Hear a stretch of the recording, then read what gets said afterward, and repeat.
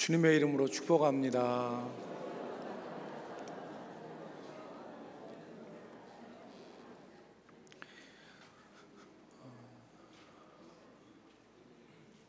우리는 역사에서 그 많은 교훈을 얻을 수가 있는데, 그 역사적 교훈 가운데 하나가 아무리 강한 나라라 하더라도 분열되는 나라는 결국 망한다는 사실입니다. 아무리 강하고 굳건한 나라라 할지라도 내부에서 분열이 되고 또 내부에서 싸우고 찢어지면 결국 그 나라는 오래가지 못하죠. 역사상 가장 강력했던 그 나라로 평가받는 로마 제국도 멸망을 했는데, 외적으로는 게르만족과 훈족이 침입해서 476년에 서로마 제국이 멸망을 했습니다. 그런데 역사학자들은 게르만족과 훈족이 침략을 해서 로마가 멸망한 것이 아니라 로마 멸망의 원인은 자체에 있다, 이렇게 해석을 합니다. 실상은 내부의 분열과 그리고 그 분열로 인한 국력의 약화가 외부의 침입을 막아내지 못한 것이 멸망의 원인이라고 해석을 합니다. 에드워드 기번이라고 하는 그 유명한 로마사 연구 학자가 있는데, 이 에드워드 기번이 로마 제국의 쇠망사라고 하는 유명한 이 고전이 된 책을 썼습니다. 여기에서 로마 제국의 멸망의 원인이 에드워드 기번도 단순한 외부의 침입이 아니라 로마 제국 자체 안에 정치, 경제, 그리고 행정, 종교, 문화 이런 것들의 분열에서 야기되었다, 이렇게 해석을 했습니다. 로마 시대에 특별히 이 테트라키라고 하는, 우리가 테트라라고 하면 이건 넷이라는 숫자인데 거기다가 정치 권력을 의미하는 아키를 붙여서 테트라키라고 하는 소위 사두 정치, 그 제국을 넷으로 분할해서 통치한 그런 시기가 있었는데, 이 테트라키의 시기를 거치면서 로마는 분열됐다는 거예요. 그래서 머리가 넷이니까 그 넷에 의해서 로마 제국이 이렇게 갈라졌고, 그러다 보니까 정치적인 분열이 생기고, 그리고 군사력도 군대가 국가를 위해서 존재하는 것이 아니라 자기가 속해 있는 우두머리 황제를 위해서 군사력이 이렇게 집중되다 보니까 군사력이 강력한 중앙 집권 때와는 달리 많이 약화됐다는 겁니다. 그리고 로마 제국의 동서가 분열이 됐대요. 왜냐하면 여러분, 서쪽은 그 당시에 농업을 기반으로 하는 그런 지역이었고 동쪽은 무역을 기반으로 하는 그런 지역이었는데, 이 경제적인 불균형이 제국을 심하게 분열시키는 그런 원인이 되었다는 것입니다. 그래서 기본은 결론적으로 로마는 외적인 침략으로 멸망당한 것이 아니라 내부의 분열로 무너진 것이다. 여러분, 서로마가 이렇게 망했지만 동로마의 경우는 더욱더 더 명확합니다.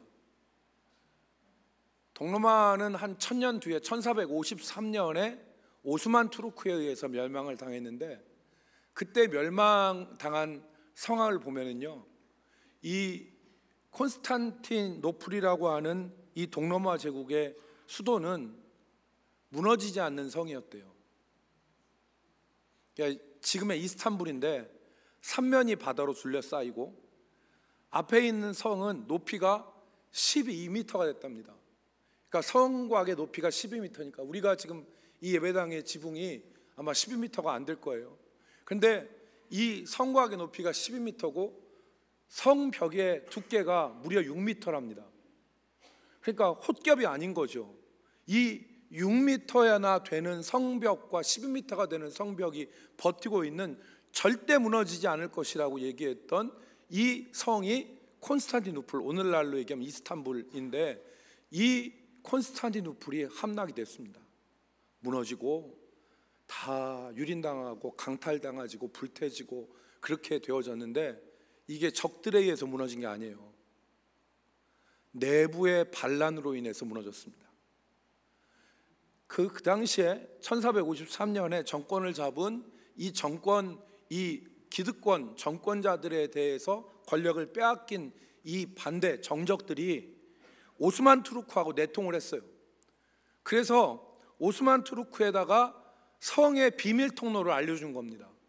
그러니까 이 오스만 투르크가 내부 반란자들의 정보에 의해서 비밀 통로로 들어와서 결국에는 성문을 열고 성은 비참하게 함락당한 거죠.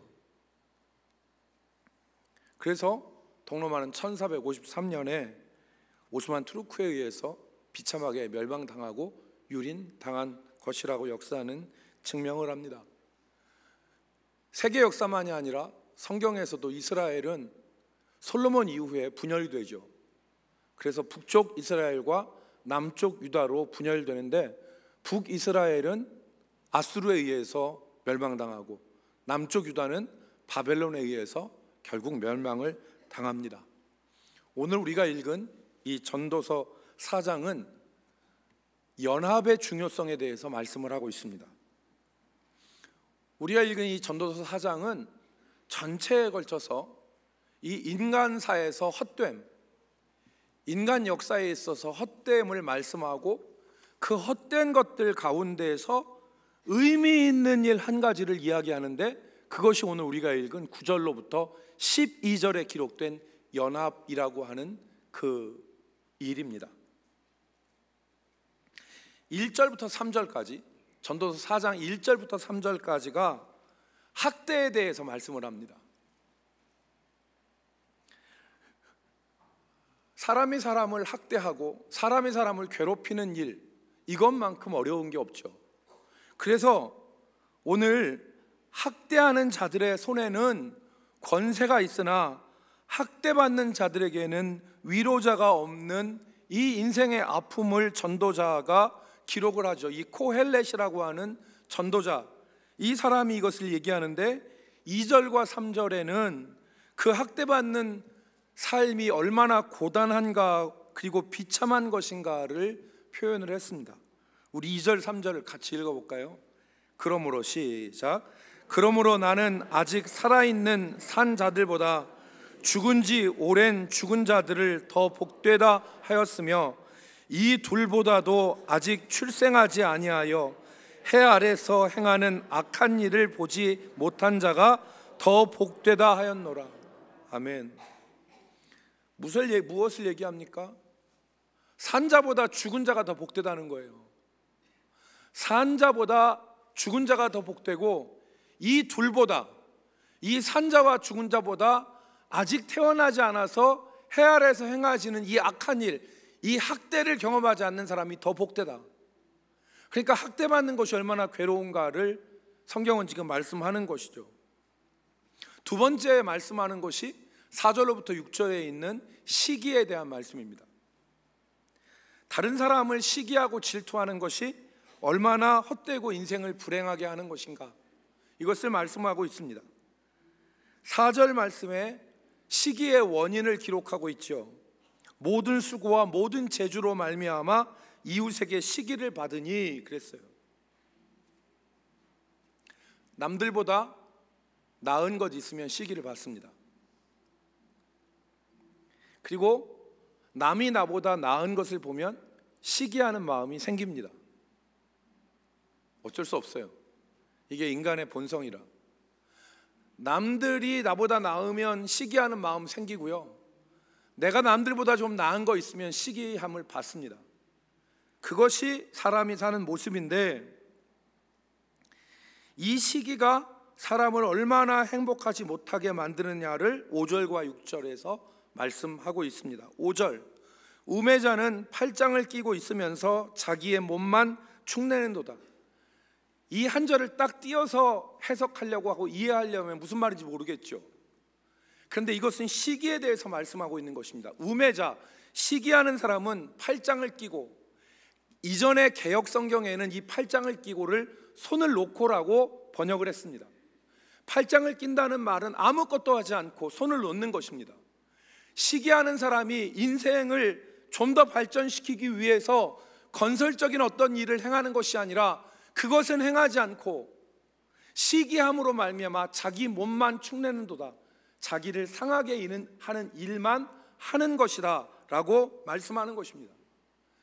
시기하는 사람은 자기의 인생을 발전시키고 앞으로 나가게 하는 어떤 일을 하게 하는 것이 아니라 아무 일도 하지 않으면서 남을 시기함으로 자기 몸만, 자기만 상하게 하는 것이 시기다. 6절 말씀에 그래서 뭐라고 얘기합니까?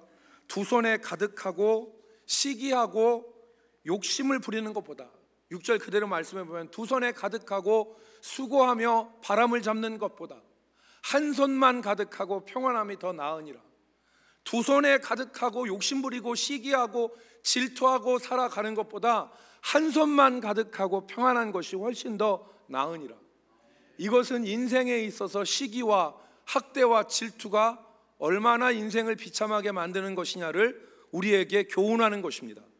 그리고 나서 전도자는 오늘 9절에서부터 우리에게 교훈하죠.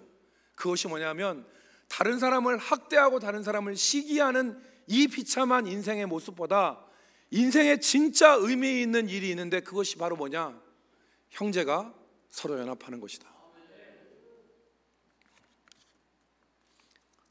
여러분 아멘이죠? 아멘이에요. 시기와 학대가 난무하는 상황 가운데서 연합의 가치가 얼마나 귀하고 아름다운 것인가를 말씀합니다.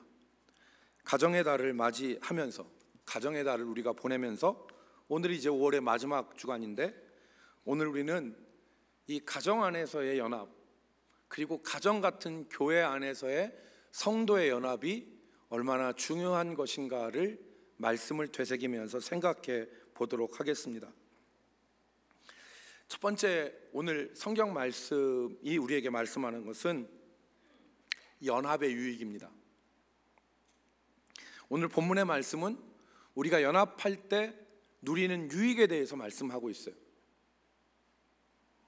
성도가 연합을 하고 성도의 가정에서 참된 연합이 있을 때 그 가정과 그 교회와 그 성도는 어떠한 유익을 누리는가에 대해서 말씀하고 있습니다. 그래서 9절 말씀이 그것을 말씀하죠. 두 사람이 한 사람보다 나음은 그들이 수고함으로 좋은 상을 얻을 것임이라. 여기서 좋은 상이라고 하는 말은 무엇이냐? 좋은 결과예요. 어떤 일을 하는 데 있어서 그 사람에게 주어지는 대가, 좋은 대가, 좋은 결과를 두 사람이 연합하면 얻을 수 있다. 그것을 성경 본문은 세 가지로 말씀하는데 첫 번째 좋은 상이 뭐냐? 위기 상황을 극복하는 상을 얻습니다. 연합하면, 두 사람이 연합하면 위기를 극복할 수 있습니다. 제가 아까 본문 말씀을 시작하면서 분열되어지면 나라를 잃어버려요. 서로 쪼개지면 좋은 것을 잃어버리게 됩니다. 그러나 서로 연합하고 둘이 함께 마음을 합하여 일하면 위기를 극복하는 역사가 그 가운데 일어나는 것입니다. 여러분, 오늘 그래서 10절 말씀에 그 위기를 무엇이라고 말씀합니까? 혹시 그들이 넘어지면 하나가 그 동물을 붙들어 일으키려니와 홀로 있어 넘어지고 붙들어 일으킬 자가 없는 자에게는 뭐가 있으리라? 화가 있으리라. 여러분, 인생은 넘어지는 때가 있어요. 우리가 결코 원하지 않지만 인생은 넘어지는 때가 있고 어려운 때가 있고 위기가 닥칠 때가 있어요. 그때 연합한 자가 있으면 그 넘어진 자를 붙들어 일으켜 준다고 했는데 성경에 보면 그 붙들어 일으켜 주는 자를 동무라고 얘기했습니다. 동무라고. 다시 한번 볼까요? 10절, 혹시 그들이 넘어지면 하나가 그 동물을 붙들어 일으켜니와. 이 동무는 히브리 말로 하베르라는 말인데 이것은 동반자, 친구, 그리고 연합한 자를 의미하는 것입니다. 오늘 인생에서 마음을 같이 하는 자가 있으면 우리가 인생에서 넘어지고 엎드려질 때 우리 손을 붙들어주는 사람이 있다는 것입니다.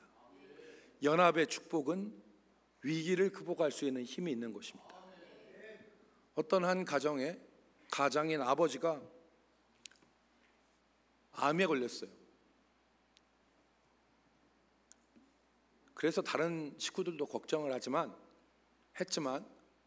암의 치료는 그 고통은 다른 사람이 대신할 수 없는 거잖아요.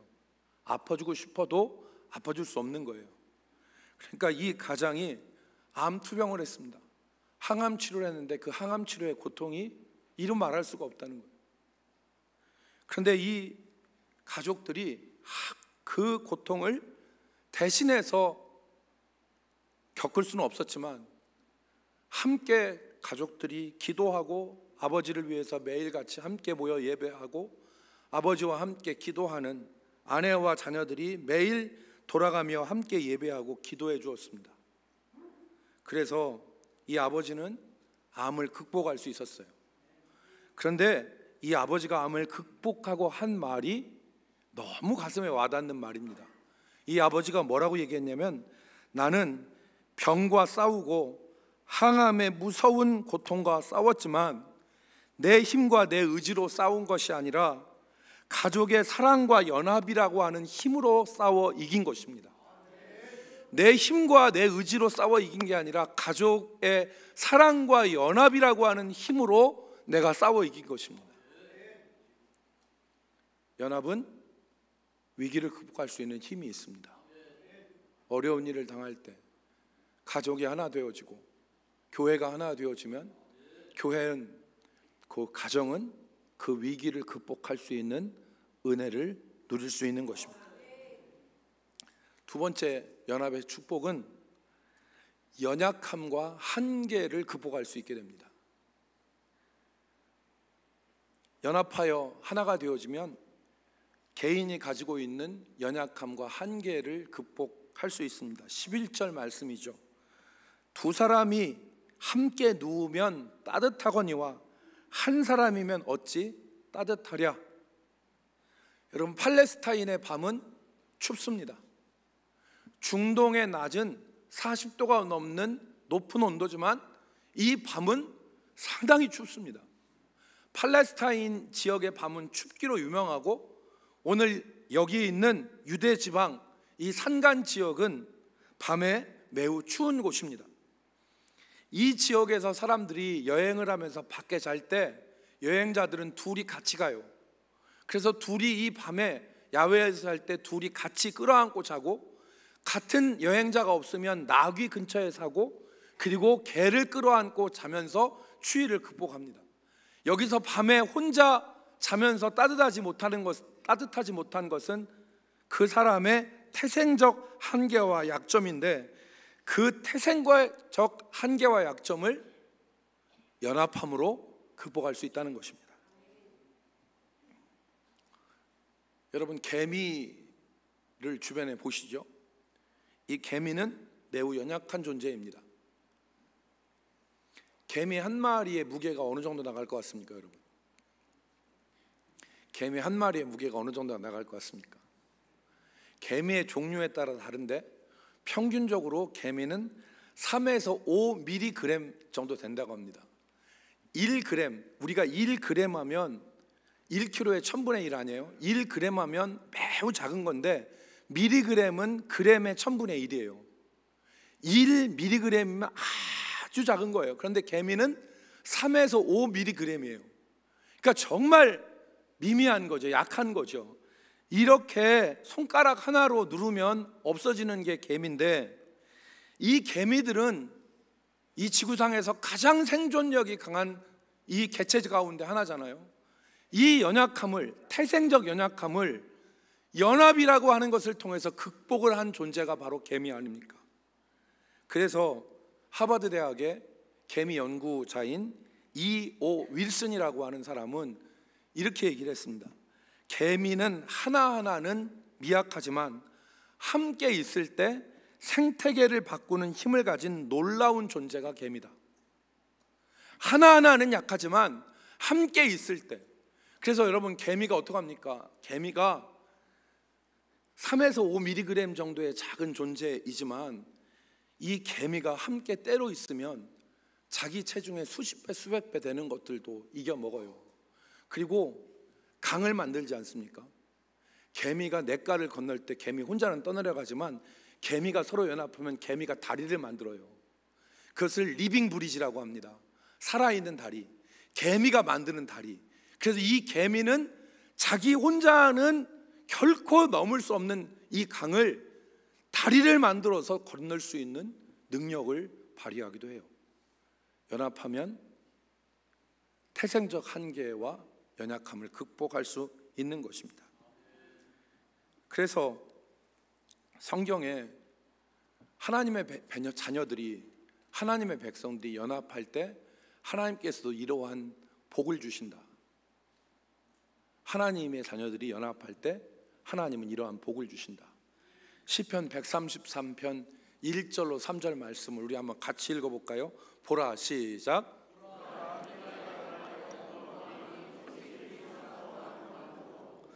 머리에 있는 보배로운 기름이 수염 곧 아론의 수염에 흘러서 그 옷깃까지 내림 같고 헐몬의 산 내림 같도다. 거기서 여호와께서 복을 명하셨나니 곧 영생이로다. 아멘. 시편 기자는 형제가 연합하여 동거하는 것이 어찌 그리 선하고 아름다운고, 그리고 하나님께서 거기에 복을 명하셨나니 곧 뭐다? 영생의 복이다. 그런데 그것을 그림으로 그렸어요. 형제가 연합하여 동거하는 것이 어떻게 복이 있냐? 아론의 머리에서 흐르는 기름이 수염을 타고 옷깃에 떨어지는 것 같다. 여기서 아론은 제사장이고 아론의 머리에 있는 기름은 제사장, 선지자, 그리고 왕에게 붙는 왕의 즉위식이나 선지자, 제사장의 이 임명할 때 붙는 능력을 상징하는 것이 기름이에요. 그래서 그리스도의 뜻이 뭐예요?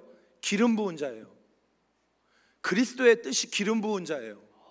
그러니까 예수 그리스도가 왕과 선지장과 제사장으로서 이 땅에서 우리를 구원하는 구원자로 이 땅에서 사역을 하셨는데 그 머리에 기름 부은 자. 그래서 아론의 머리에 있는 기름이 수염을 타고 옷깃에 흘러내리는 것, 이건 뭘 나타내느냐? 연합할 때 하나님께서 능력을 주신다는 거예요.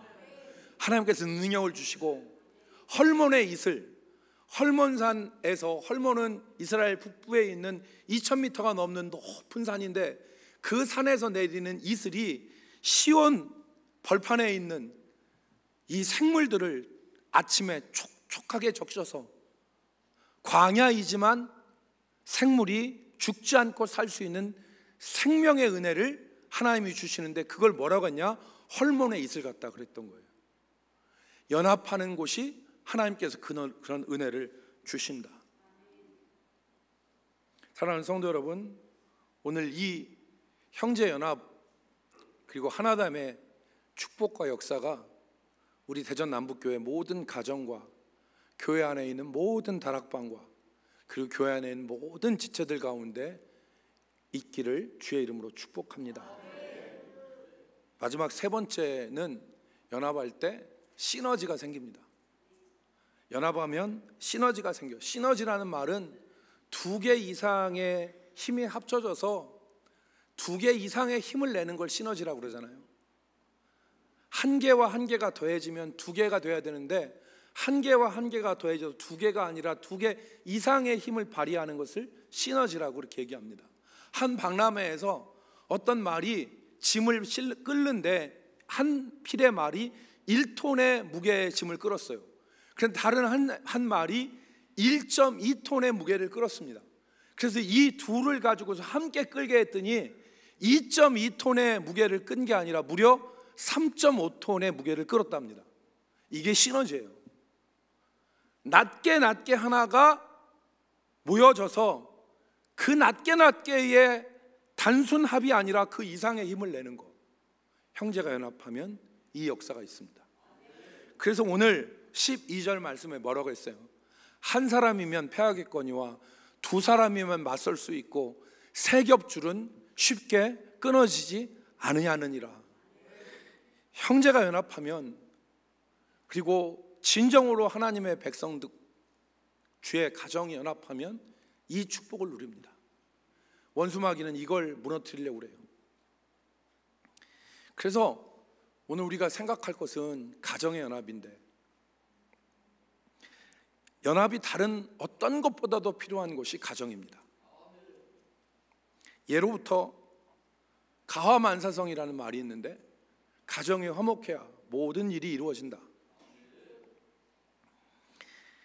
가정이 분열되고 가정이 하나 되지 못하면 심각한 피해가 일어나죠. 그래서 오늘 우리 가정의 연합에 있어서 부부의 연합, 또 부모와 자녀의 연합, 형제의 연합, 이 연합이 우리 가운데 절실하게 필요한 것입니다. 첫 번째로 부부의 연합. 부부가 하나 되고 연합되어야 됩니다. 그때 하나님이 주시는 은혜와 복을 가정에서 누릴 수가 있습니다. 에베소서 5장 31절 말씀에는 바울 사도가 부부에 대해서 말씀했는데, 5장 31절에 그의 아내와 합하여, 사람이 그의 아내와 합하여 둘이 한 육체가 될지니라 그랬습니다. 여기서 한 육체는 한 몸, 한 신체를 의미하는 거예요. 그래서 이 말씀을 기반으로 하면 부부가 서로 싸우고 서로를 괴롭게 하고 학대하는 것, 이것은 결국 자기 자신을 해하는 것입니다. 부부가 의견이 안 맞을 수 있어요. 부부가 뜻이 다를 수 있습니다. 그런데 그러므로 인해서 서로를 괴롭히고 서로를 학대하고 서로 다투면 그것은 결국 자기 몸을 상하게 하는 거예요.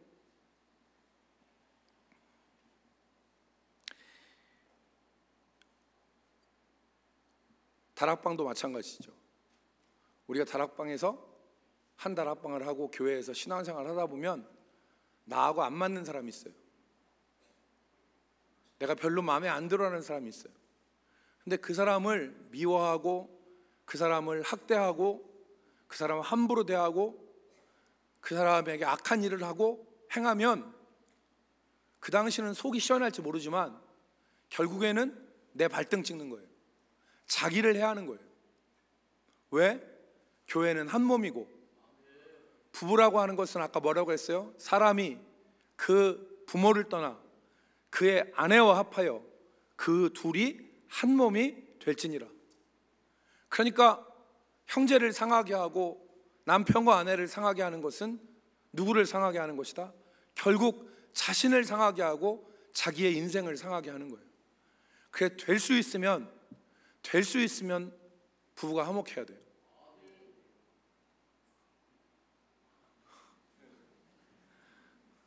동의를 안 하시는 듯한 느낌이에요. 뭐 지금까지 이렇게 살아왔는데 어쩔 겁니까?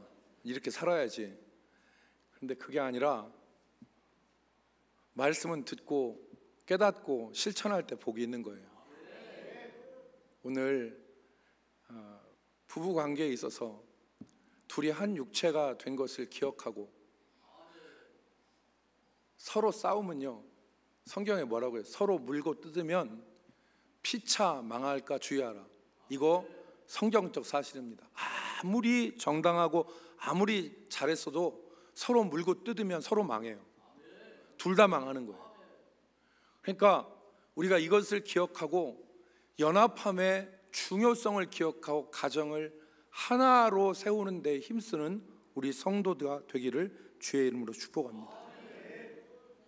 부부가 하나가 될 때, 성도가 하나가 될 때 하나님이 주시는, 제가 말씀드린 위기의 극복, 한계, 연약함과 한계를 극복, 시너지를 얻는 축복을 얻을 수 있는데, 특별히 미국의 한 심리학 연구에 의하면 부부가 서로 협력하고 존중하는 가정의 자녀들이 다른 집 가정의 자녀들보다 훨씬 잘되고 자존감이 높대요. 부부가 서로 연합하고 서로 협력하는 것을 보고 자란 자녀가 날마다 부부가 서로 싸우고 말 안 하고 각자 따로따로 생활하는 가정집의 아이들보다 훨씬 자존감이 높대요. 자존감이 높은 게 뭐예요, 여러분? 위기가 있을 때 자존감이 높은 사람은 어떻게 해요? 그 위기를 넘길 수 있어요. 아, 어려운가 보다, 조금 어려운 일이 생기나 보다, 또 좀 참아야겠구나, 이런 어려움들 이겨나가겠구나, 이런 게 자존감이잖아요. 그런데 자존감이 낮으면 위기 한번 딱 오면 아이고 그래 나는 망했나 봐, 이거 내가 끝났나 봐, 이렇게 금방 무너져요. 이게 자존감이에요. 사랑하는 성도 여러분, 부부가 연합해야 됩니다. 부부가 연합해야 돼요. 부부가 연합해야 돼요. 여기 젊은 성도들 가운데 이 부부의 중요성에 대해서 아직 잘 깨닫지 못한 분들은 밖에서 행복을 찾으려고 하는데 이 세상에 밖에 있는 행복은 없어요. 내 주신 하나님이 주신 가정 안에서 행복을 찾을 수 있고 그것이 하나님이 주신 복이에요. 그래서 연합해야 돼요, 부부가. 두 번째로는 부모와 자녀가 연합해야 돼요. 요즘에 세대 갈등이 있는데 가정의 이 갈등이 세대 갈등, 이것은 세대의 단절로부터 오는 거예요. 아버지와 아들의 세대가 단절돼 버리는 거예요. 왜 그렇습니까? 서로 주장하니까. 아버지는 아버지 말만 하고 아들은 아들 말만 하고, 그러니까 세대가 단절되는 거예요. 거기에는 연합이 있을 수 없어요. 의외로 세대 간의 단절이 심각합니다. 그래서 성경은 뭐라고 말씀해요? 자녀는 부모를 공경하고 부모는 자녀를 사랑하는데 자녀를 노엽게 하지 말아라, 이렇게 말씀하는데 서로 자기 주장만 하고 자기 옳다는 것만 얘기하는 거예요. 그러니까 아예 얘기를 안 해. 아예 얘기를 안 하고 세대 간의 단절이 이루어지는 것입니다. 공경을 받지 못하는 부모가 행복할 수 없고 부모의 축복을 받지 못하는 자녀가 행복할 수가 없습니다. 하나님은 부모를 통해서 복을 주시고 부모의 행복은 자녀가 잘 되는 걸 보는 데서 부모가 행복한 거고, 자녀의 행복은 부모로부터 축복을 받을 때 하나님의 축복을 받는 은혜를 같이 누리는 것입니다. 그래서 부모와 자녀가 하나 되는 연합이 일어나야 되는데, 마지막 세 번째로 어떻게 연합할 수 있느냐? 믿음 안에 거하면 연합할 수 있습니다. 믿음 안에 연합해야 됩니다. 참된 연합은 자신의 욕망과 욕심으로 상대를 통제하고 움직이는 것이 아니라 믿음 안에 서로 거할 때 그때 연합될 수 있는 것입니다. 그리스도 안에서 서로 연합될 수 있는 거예요. 그래서 자신의 욕구로, 욕망으로 상대방을 구속하지 말아야 됩니다. 남편과 아내를 억압하지 말고 또 남편과 아내를 비난하지 말고 서로 인정하고 존중해야 합니다. 부모도 자녀를 자기의 소유물이 아니라 하나님이 주신 선물로 인정하면서 감사함으로, 그리고 서로를 존중함으로 대해야 돼요. 부모 중에서 자식이 하는 게 하나부터 열까지 마음에 안 들어서 자식에게 잘했다 하는 얘기 한마디 안 해주는 부모가 있어요. 자녀 인정해야 됩니다. 자녀를 인정해야 돼요. 여러분, 이틀 전에 한 주요 신문에 중국에서 일어난 사건을 하나 보도했습니다. 그게 뭐냐면 중국의 바둑 신동으로 소개된 유명한 주흥신이라고 하는 이 바둑 천재 소년이 있는데, 이 친구가 올해 9살이에요. 근데 이 친구가 지난 19일에 투신해서 자살을 했어요. 이 바둑 천재 소년 주흥신은 바둑 천재 소년인데, 그러니까 7살 때 6단이었대요. 7살 때 6단이었대요. 우리 성도님들 가운데 바둑 잘 두시는 분들도 계시죠? 근데 저는 바둑을 못 배웠어요. 신학교 다닐 때 바둑 배우면 안 된다고 그랬습니다. 왜 안 된다고 했냐면 바둑 두면 강단에서 성도들의 머리가 다 바둑알로 보인대요. 그래서 바둑 두면 절대 안 된다. 두 번째는 낚시 배우면 안 된다. 낚시 배우면 낚시 갔다가 수요 예배, 3일 예배, 저녁 시간, 예배 시간 냈는데도 낚시에 빠져서 예배 시간 못 지키니까 낚시, 바둑, 당구는 아예 근처를 가지 마라, 이렇게 해서 안 배웠거든요. 그런데 여러분, 바둑이 쉬운 게 아니잖아요. 제가 보니까 바둑 엄청나게 머리 좋은 사람들이 바둑 두는 거예요. 그런데 7살짜리가 6단이라는지 알아요? 6단. 여기 혹시 단수 한 5단 되시는 분이, 바둑 5단 되시는 분이 있습니까? 우리 교회에 있을 법도 한데. 백장로님 바둑 잘 두시죠? 이게 그런데 7살짜리가 6단이래요. 그러니까 이게 얼마나 이게 대단하네요. 그런데 이 아이가 지난 19일 날 높은 곳에 뛰어내렸다는 거예요. 왜 그랬냐? 아버지의 폭언과 신체적 체벌에 시달려서, 그래서 지난 5월 초에 항저우에서 열린 대회에서 패배한 직후에 그의 아버지가 그 어린 이 주홍신을 발로 차고 현장에서 폭행을 가하는 장면을 사람들이 목격했다. 그리고 이 아이는 패배의 상실감과 가정폭력을 견디지 못해서 투신한 것으로 알려지고 있습니다. 참된 연합은 강요에 의해서 이루어지는 것이 아니고 내 뜻 가운데서 내 주장대로 되어져서 이루어지는 것이 아니라 언제? 믿음 안에 있을 때 참된 연합이 이루어질 수 있는 것입니다. 그래서 오늘 우리가 믿음으로 서로를 대하기를 힘써야 되겠습니다. 에베소 5장에 보면 남편은 아내를 그리스도께서 교회를 사랑하신 것 같이 사랑하고, 아내는 남편을 죽게 하듯 존중하고, 부모는 자녀를 사랑하고 자녀는 부모를 공경하는 것, 이것을 교훈하고 있습니다. 그리스도 안에 있을 때, 우리가 믿음 안에 있을 때 하나 될 수 있습니다. 가정 안에서 일어나는 작은 불평을 감사로 바꾸고, 그리고 서로의 차이를 비난이 아니라 이해로 끌어안고 하나님 말씀 가운데서 서로를 대할 때 우리 가정에 하나님께서 주시는 참된 연합을 우리가 이룰 수가 있는 것입니다. 사랑하는 성도 여러분, 말씀을 정리하겠습니다. 연합하는 가정에 하나님의 축복과 은혜가 임합니다. 믿음 안에 있을 때 우리가 하나가 될 수 있습니다. 이 믿음의 연합의 축복을 우리 모든 성도들이 누릴 수 있기를 주의 이름으로 축복합니다. 기도하겠습니다. 은혜가 풍성하신 하나님,